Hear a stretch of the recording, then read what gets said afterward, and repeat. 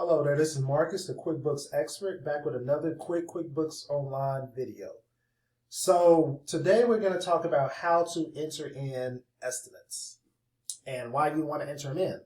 So let's just pretend like, I'm providing a service to somebody. So let's say, you come to me, let's just use grass cutting as another example. Let's just say, Mary comes to me and says, Marcus, I want to know how much it's going to cost me to, cut the grass for the whole year.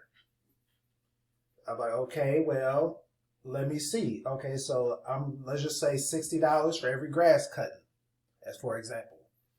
You can create an estimate in QuickBooks for that and send it to Mary through an email, or you can print it off and show her it. That's one reason why you want to use an estimate. It doesn't actually create anything in QuickBooks, so it doesn't affect the books at all. It doesn't affect the balance sheet. It doesn't affect the income statement. You're just more or less putting an estimate in there. And once you enter an estimate, you can turn that estimate into an invoice at a later date.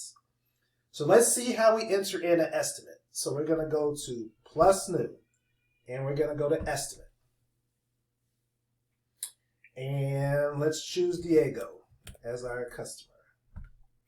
And we're just going to say the estimate date is June 16th. And we're going to put a product service.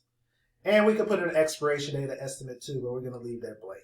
So let's just say this is weekly gardening again. And let's just say this is 100. And let's say, we're going to do it for 42 weeks out the year. 42 weeks. Now, once we enter this in, we can save and send this to Diego.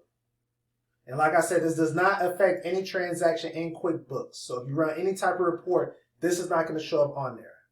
Unless you run an estimate report. That'd be the only report that will show up on.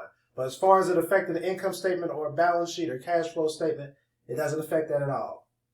So we're going to save and close this. So that's how you enter in an estimate.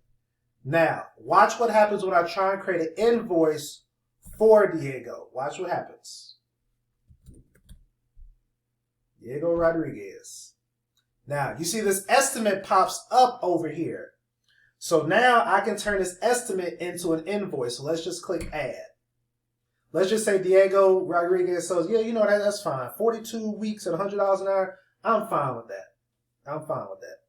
So then you can save and send this to him, and this can be the official invoice. So every time he pays you, you can receive a payment against that invoice, which we'll be talking about in future videos how to do that.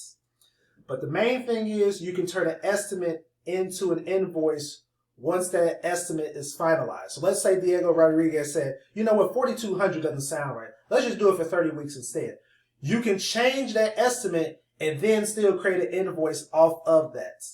So now let me save and close this now. And now this has been saved as an invoice. So I hope you gained something from this video about what estimates are, why you would use them, and how they work and how you can turn them into invoices once you enter them in and it's finalized. I'll be making more QuickBooks Online videos, and soon you're going to be a QuickBooks expert just like me. So please subscribe, please like, because I want to get this video out to as many people as possible so they can understand and learn QuickBooks.